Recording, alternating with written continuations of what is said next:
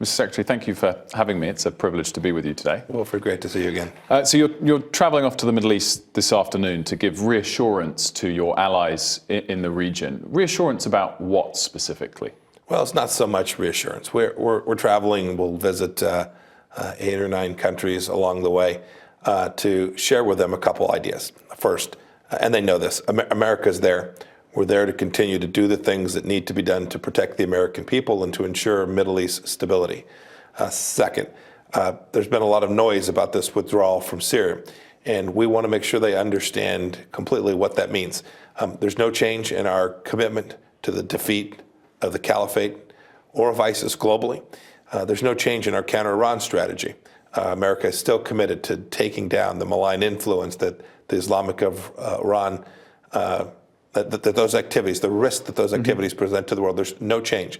It's a change in tactics. We're going to withdraw our 2,000 soldiers from Syria, but the mission, the purpose for which we have been involved for the 24 months of the administration remains in full. That's why we're heading there. We're going to continue to build out the alliances with those partners in ways that are very important for the security of the American people. I guess some of your allies in the region are a little more nervous than others. How sure are you, to use your own words, that the Turks won't slaughter the Kurds? Well, President Erdogan made a commitment to President Trump as the two of them were discussing what this ought to look like, that the Turks would continue the counter-ISIS campaign after our departure, and that the Turks would ensure that the folks that we'd fought with that had assisted us in the counter-ISIS campaign would be protected. That's what Ambassador Bolton is there later today or tomorrow to have a conversation with the Turks about how we will effectuate that in light of the U.S. withdrawal. Do you trust President Erdogan personally? It seems that President Trump has gone from considering him friend to foe, back to friend again, in fairly quick succession. Look, my sense in all of these things in my world internationally is it's about acts on the ground. It's about actions. It's what we actually do. Commitments are important, and then making sure that we follow through on those commitments matters an awful lot. That's true for lots of parties, including our NATO ally, Turkey. You mentioned you're visiting lots of countries: Jordan, Egypt, Bahrain, UAE, Qatar, Saudi Arabia, Oman, Kuwait. Is this the anti-Iran tour? So again, we want great things for the Iranian people. That's been the mission of President Trump's administration. We want the Iranian people to have a voice and to be able to control their own leadership, to take the revolutionary activity of Iran and stop the risk associated, the risk to the world, and frankly, the risk that comes with all the money and lives that have been spent by the Iranian people to effectuate these policies that we don't think are in line with the Iranian people really want.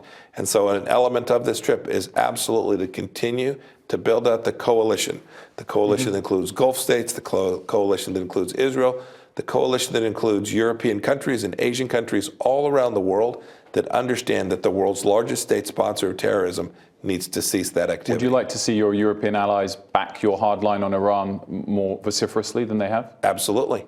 I'd like to see everyone in the world continue to assist the United States and the Gulf states and Israel in this effort. It's an important campaign, and the revolutionary nature of the Iranian regime presents a real risk to the entire world. I want to move on and talk about China. Mr. Secretary, has the trade war with China impacted your job, made it harder? Has it hurt diplomacy? Trade is an element of what it is that we do. So we have many challenges that were identified in the President's national security strategy on China. Trade is certainly amongst them, but we're making progress there. I hope we continue to make progress, and I hope, too, that we'll make progress on all of the other places where China is not behaving in the way we wish it would, whether that's their cyber activity that has had a real impact, whether that's the theft of intellectual property, which has hurt American businesses. All of these things, and trade on top of it, are part of what U.S. diplomats are confronted with each day. And so it's been a part of our conversation for our entire time in office. Is China's cyber capability stronger than the U.S.'s?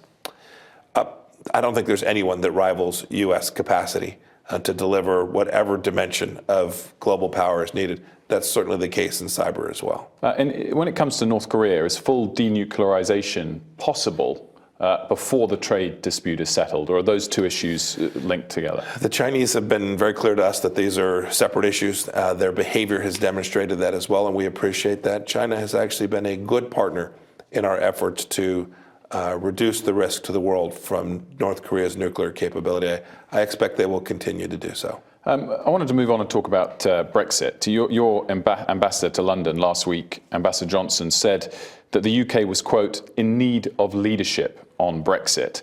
Is that the official State Department view of Theresa May's handling of Brexit? Look, we've been pretty clear from the beginning. The UK people made a sovereign decision with respect to Brexit. We respect that. We do hope that between the EU and the UK, they can come to an agreement so that there aren't negative ramifications that flow.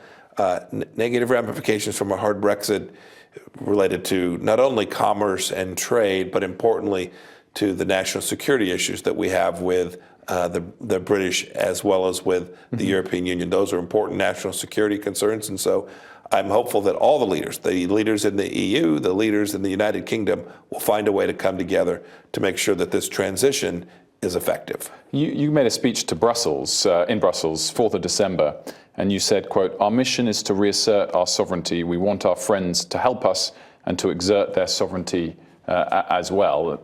As I said, a speech to Brussels, no less. Does that suggest that a fuller version of Brexit is something you think is sensible for the UK?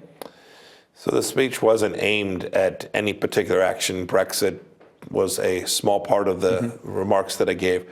What was really important about that is we do think it's an absolute imperative that multilateral organizations, whether that's the United Nations or the International Criminal Courts, are effective at delivering what their stated missions were. And that goes for all of these organizations, the EU included. They need to be sure in every instance that the purpose for which they were intended, taking care of the people that they are deemed, that they have been entrusted to protect and to serve, are actually being protected and served by those entities. That's what the remarks were about.